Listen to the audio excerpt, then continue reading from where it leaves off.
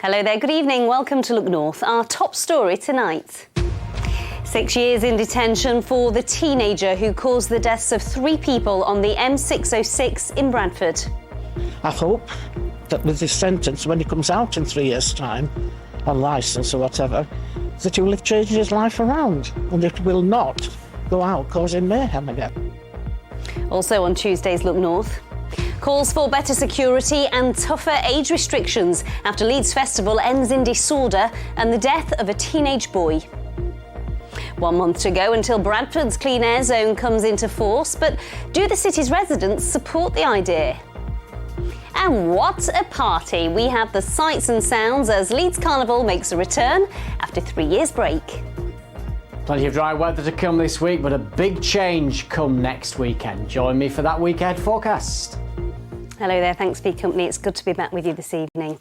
We start tonight with the news that a teenager has been detained for 6 years for causing the deaths of 3 people after he drove the wrong way down a motorway in Bradford. Just take a look at this footage. This was recorded by a camera on a West Yorkshire Police vehicle in June this year. Officers were following the stolen blue van at speeds of up to 90 miles an hour through the streets of the city. The stolen vehicle was being driven by 16-year-old Jack Simpson, who took it onto the M606 into oncoming traffic. It's gone wrong way. Under the initial phase 2. Police didn't pursue the vehicle, which then went on to crash into a taxi and claim 3 lives. Today, Jack Simpson was given a 6-year sentence, but will be released after serving just 3 years. The mother of one of the victim's family told Look North the sentence should have been longer. David Rhodes reports from Bradford Crown Court.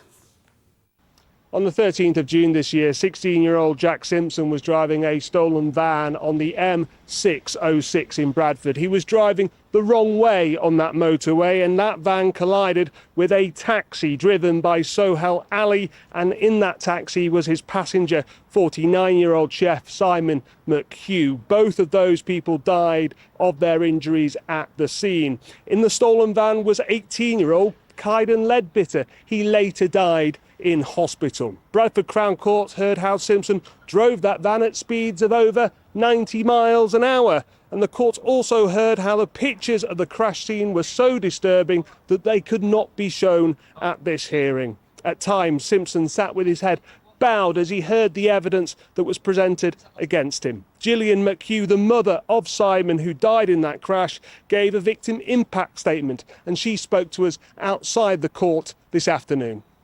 He was a friend as well as my youngest son. As regards the young boy, you feel sorry for him in a way because of the upbringing he's had and no parental guidance at all. But he was able to drive a car, although they said he had learning difficulties, etc. He was still capable of being able to drive a car at high speed. So I hope that with this sentence, when he comes out in 3 years' time, on licence or whatever, that he will have changed his life around and it will not go out causing mayhem again. Do you think he should have got a longer sentence? Yes, definitely.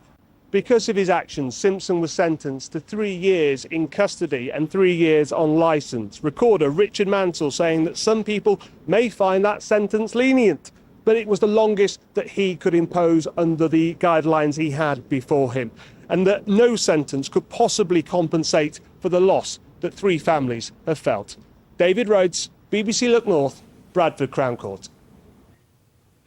Next tonight, tents on fire, reports of bottles and rocks used as missiles. That's how Leeds Festival ended on Sunday night. Tonight there are calls for security to be improved and the age limit for festival goers to be increased. Organisers say no reports were made to West Yorkshire Police regarding any serious disorder. It comes after a 16-year-old boy died when he fell ill at the festival, with police suspecting he'd taken drugs. Here's Mark Ansell. My tent was just surrounded by fires. My boyfriend actually had to stay up literally all night because it was too dangerous to go to sleep because we didn't know what would happen to us. If we both fell asleep in that tent, we could have been dragged onto a fire. We saw people jumping on tents and the security was absolutely nowhere to be seen during the whole time. The disturbing scenes at Leeds Festival on Sunday night. Tents set on fire. Deodorant cans exploding in the flames. Festival goers and their parents really worried. Dylan's 2 daughters were at the festival, one of whom was hit by a bottle. Today, festival organisers responded to concerns by quoting a police statement which said there was no serious disorder. So, what does Dylan think of this? So they're obviously completely in denial, absolutely in denial. It was a riot. There was dozens of fires. There's one video of a guy with a hand pump trying to put the fire out, and the tent exploded in front of him. It's been described to me as a war zone. So yeah, I'm very angry. My daughters won't be going back to that festival again. That's as simple as that. It's just far too dangerous. This footage of the fires was filmed by Lucy's son. She's shocked by what happened. The way he described it to me, where their tent was, there were fires either side, 5 metres either side. You know, people were throwing aerosol cans and, you know, creating more explosions, burning extra bits of stuff. So, you know, it's worrying. He, you know, saw somebody who was quite badly injured, quite a bad burn on their face, and that could easily have been one of those. They managed to sort of move themselves away and ended up sleeping in some woods just to kind of get away from it all. The disorder broke out at the end of a festival where 16-year-old David Celino died, with police investigating whether he'd taken a particular type of ecstasy tablet. After 50 arrests over the weekend, festival goers and parents are tonight calling for change. Mark Ansell, BBC Look North, Leeds. You know, despite these images, lots of people have had a brilliant time at the festival over the weekend, but there's certainly lots of negative comments about it on social media the last few days. Many are calling for the age limit to be raised to 18. Here are some of the other comments. Completely shocked by the pictures I've seen from Sunday night and the stories from my son about drugs being everywhere. Security guards ignoring people, taking cocaine. Where is the security? Another says, I had a banging time, but there needs to step up security for next year. Another person on Twitter says, my daughter had to flee in the middle of the night because tents were being set alight. It was shocking and dangerous.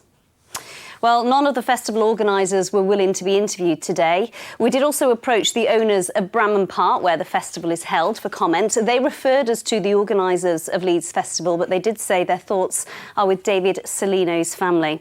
Festival Republic wouldn't comment on the disorder, but of the drugs death, they said, we are truly saddened about this tragedy and our sincerest thoughts are with the family. We're working closely with police to assist with their investigations and take all reports of incidents where drug use is suspected seriously. The safety and well-being of all of our festival goers is our absolute priority.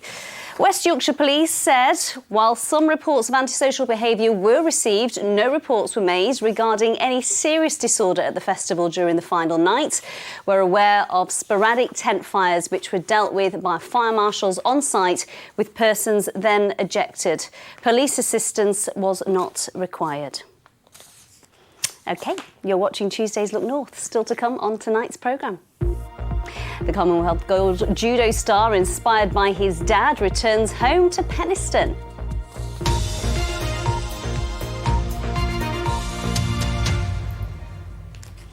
Let's bring you some news in brief now. The South Yorkshire police officer has appeared in court charged with 2 counts of rape.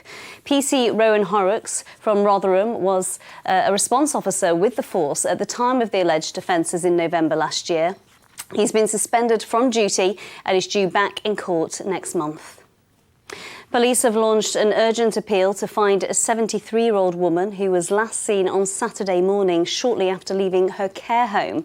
Now, the last confirmed sighting of Judith Holliday was at Library Gardens in Harrogate Town Centre. Police say she needs daily medication but hasn't got it with her. She's white, thin, about 5 foot tall, with medium-length grey hair. Now, from next week, you'll be able to make some train journeys for just £1. Yes, you heard right. The train company Northern are selling over 1 million tickets at that price for journeys across the north of England. Those tickets went on sale today. It's a first-come, first-served basis, and you need to pre-book a week in advance for travel between the 6th of September and the 20th of October. OK, there's now less than 1 month to go until Bradford's Clean Air Zone comes into force, covering Bradford city centre and parts of Shipley. There have already been protests from taxi drivers who say it'll be bad for them, as well as for local businesses and their customers as well. The council says it's essential to improve air quality in the district. So let's take a look at some of the details. Lorries and buses breaching pollution limits will have to pay £50 a day to enter the zone. For vans and minibuses, it'll be £9. And for taxi drivers, well, the fee will be £7. It's all to try and cut pollution and meet air quality targets. Phil Bodmer has spent the day in Bradford. He joins us live now. Phil, I know that this has been very much received with mixed reviews. We're going to hear from Phil shortly, but here's some more detail about it. No, only taxis. And, Abigail Thomas and her family live within the area covered by the new Clean Air Zone. 2 of her 3 children, 11-year-old Zach and 9-year-old Elsie, have asthma and need to use inhalers. Abby's been calling for action to help reduce pollution in Bradford. She says she understands the concerns about the impact on those who need to access the city centre, but says doing nothing is no longer an option.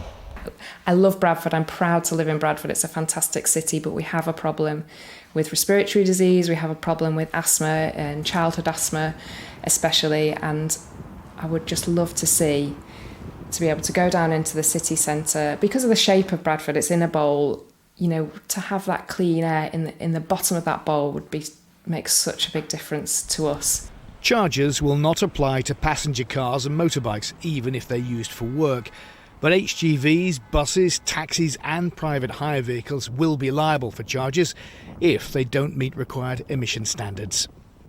I think it's going to be quite detrimental for not just the taxi drivers, but for the local businesses as a whole. It's going to increase costs for everybody. Any cost that is put onto a business will have to be passed on to the customer at some stage. The transport companies, they're going to have extra costs. You know, if they're going to deliver any goods to Bradford, it's going to be an extra £50 per day for them too. So it's not just one sector of the economy that's going to be impacted, it's a whole range. Bradford Council says 1 in 5 children living here have health issues. They say road transport emissions are a significant source of poor air quality. They hope the Clean Air Zone will help reduce the problems caused by pollution. The city's already making inroads to tackle pollution levels, including 87% of taxis becoming compliant. 33 new electric buses will be running over the next year, and more than £7 million has been allocated to upgrade 20% of local lorries. If it reduces the traffic, that would be good. Does the air need cleaning up, do you think, in Bradford, in your opinion? I think everywhere it does, not just in Bradford. I'm asthmatic and I suffer quite a lot when the air is bad around. And so Clean Air Zone, I know we're already high on emissions in Bradford. Pollution is a big problem and I think we need to fix it because, and paying a little bit more, shouldn't be a problem. While not everyone will welcome paying charges to enter the city centre, for those with health concerns over levels of inner city pollution, the introduction of the Clean Air Zone will feel like a game changer. Well, I have to say it was difficult to find anyone who was really against the Clean Air Zone today. Obviously, there are concerns, certainly for businesses and traders. Let's talk to Rosie McKecken from Born in Bradford. Rosie, you'll have some experience of this. How big a problem is air pollution in this city? So we know that air pollution is one of the biggest causes of ill health within the city. Our research with Bradford's Living and Families shows that 1 in 5 children have problems with their breathing, and we estimate that 30% of all cases of children's asthma are caused by pollution in the air we breathe. The council says it's already doing quite a bit. It's 9 out of 10 taxis are compliant. It's investing in new buses, upgrading 370 regular buses. Is it doing enough or could it do more, do you think? Yeah, I think the Clean Air Zone and the investment that's brought into the city is a really important first step in trying to tackle the pollution, but there's lots of other things that we also need to prioritise. And I think we need to make it easier for people to get around on public transport. It's great that the buses have been cleaned up, but we need to get more buses out on the streets and reduce the fares so that people can easily move around the city. Do you have sympathy for taxi owners and such like? Yeah, I do, because it's a difficult step, but tackling pollution is difficult. There is never going to be a good time time to do it, but what we need to remember is that what we're trying to do in Bradford with this is improve the health of children living in the city. So it's going to be difficult, but it's necessary. How do we measure the success of the clean air zone? I know other cities like Sheffield are talking about it as well, but if I'm, say, stood here talking to you in 5 years' time, what will we know has been achievable? Yeah. Well, we're really lucky in Bradford. We have the Born in Bradford research programme, and we follow the lives of 50,000 Bradfordians. We're going to be looking at the impact the clean air zone has on reducing pollution across the city and whether that makes a difference on the number of people turning up at accident and emergency with breathing problems or problems with their heart. So in 5 years' time, we will be able to tell you how effective the clean air zone has been. We'll hold you to that. Rosie, thank you for coming out and talking to us tonight. And for those who want to know, the Clean Air Zone starts in around 4 weeks on September the 26th. You have been warned. Amy. Certainly have. Phil, thank you. We're going to turn your attention to the railways now, because there's warnings about the dangers of trespassing on the railway after British Transport Police released CCTV pictures of a bicycle being deliberately left on the tracks, which was then hit by a train.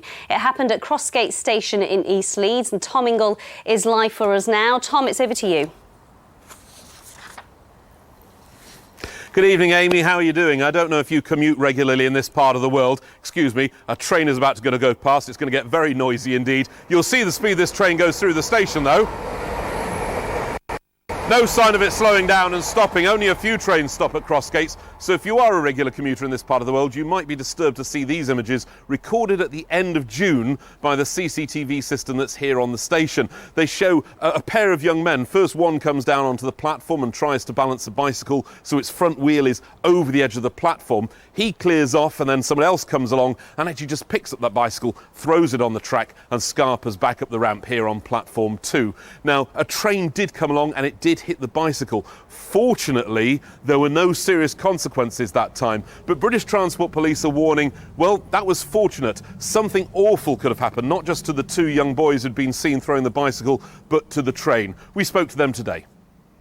Luckily, in this instance, there was no damage to the train, but it is a very serious incident. It's very dangerous. Obviously, the consequences could have been massive for the two young people that were involved. It's a very dangerous act. It could also have done things like derailed the train. It could have caused injury or, as I said, damage to the actual service. So it's very dangerous. We're asking people, and parents in particular, to know where your children are, know where they're playing, know that they're away, somewhere safe, but not on a railway. Network Rail then clear they want to stamp out this sort of behaviour, because apparently over the summer months, presumably because the kids are out of school, Crossgates has become something of a magnet for attracting that sort of minor vandalism along the line. They tell me that there's been 300 minutes of delays caused by trains over the past year in this location. That equates to £20,000, which ultimately falls on taxpayers' shoulders because of those delays. And they also say 6 in 11 of those incidents they've been to deal with have involved young people. So it's absolutely vital. First of all, they get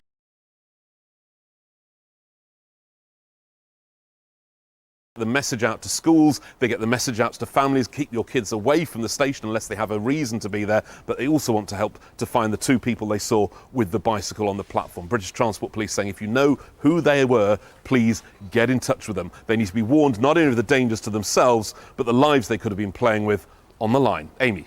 And actually, these images make me really want to smile as well. How colourful! Tens of thousands of people turned out to yesterday's Leeds Carnival. It's back after 3 years' absence because of COVID, and it was a really special day. 55 years since the first Leeds Carnival, which has now become the longest-running carnival in Europe. Here are some of the wonderful, colourful highlights. Left, right, left, right. Do my time, do my time. Left, right, left, right, left, right, left, right, left, right, left, right, left, right, left. Follow. Follow the leader, leader, leader. Fabulous! Amazing! After 2 years, what's really back? Big up Carnival!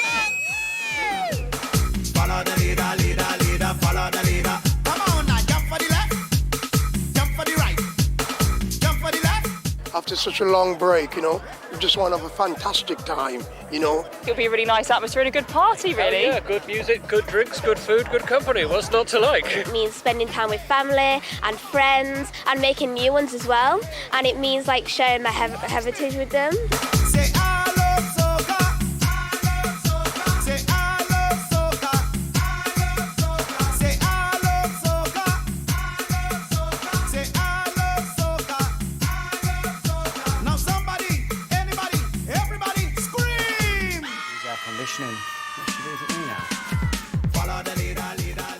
follow the leader. You should see behind the camera what Paul's doing. You He's feel- busting out some moves. Are you feeling okay? 2 I'm months, just glad to 2 be months back. sun on your holidays. It's nice to have you back. Oh, thank now, you. Did you miss me, Paul? Not really. Now, one of the talking points over the weekend, of course, in Helmsley, the duck race was cancelled because the beck in Helmsley had dried up. Now, I know everybody wants to see this. I've not got a picture of the beck, but I have got a picture of the River Rye Wow. in Helmsley. And look at that, not a drop of water. I imagine the duck, they could have done a leg race, couldn't they? The ducks could have run down A running race, not quite the same as a duck swimming race. Not quite the same, but it gives you an indication as to how dry it's been. Kilnsey Show today, one of my favourite country shows. Beautiful park there. Up in Upper Wharfdale, it's been nice with some sunshine, and this was taken on the Ripon Canal. So thanks for sending your pictures in. If you want to get them on the TV, Twitter, Instagram, the Weather Watcher website on your screen right now. So I think the quiet weather conditions will continue for the rest of the week, but a definite change on the way to low pressure. It means some showers or longer outbreaks of thundery rain over the weekend and perhaps lasting much of next week. By their very nature, with the showers, there will be some bright or sun intervals in between, but there is some rain in the forecast, useful rain in the forecast at long last. This area of low pressure to the south will merge with this one coming in from the west and probably sit down to the southwest of the UK for much of next week as well. So a big change, as I say, on the way, but not in the short term. High pressure dominates. It means that a lot of fine weather for the rest of this week. That doesn't rule out the chance of a shower. We've had one or two towards the East Yorkshire coast today, and we could see a few drifting inland overnight, mainly for North and West Yorkshire. Elsewhere, it's going to be dry, and we'll see temperatures coming in at 11 or 12 degrees. So the high water times to come if you're heading towards the coast. I'm sure there we are, the computer's getting going again. Scarborough 7:13, Bridlington at 7:27. So not a bad start tomorrow. A few showers across North and West Yorkshire, clearing away. Then we're looking at a good deal of sunshine, patchy cloud, and we could see one or two showers breaking back out through the afternoon. But the emphasis is on a good deal of dry and fine weather. And temperatures not far from normal, of course. It's the last day of meteorological summer. We're ending on a reasonable note, 20 or 21 degrees. 21 in Sheffield is 70 degrees Fahrenheit. So it looks like Thursday and Friday look dry and warm with sunny spells, but there's that hint of a big change coming through the weekend and into the first full week of September with showers or some longer outbreaks of thundery rain. Amy, that's the forecast. Thank you very much. You're doing a piece tomorrow, aren't you, on plants that are thriving in this dry climate? Well, we're looking for advice. What do you do with the garden with the changing climate? Yeah, absolutely. So send us any pictures that you've got of any plants that are thriving Mediterranean style, and we'd love to see them. We'll show them on Look North tomorrow. That's it from us. Ian White's here with the late news. Bye-bye for now.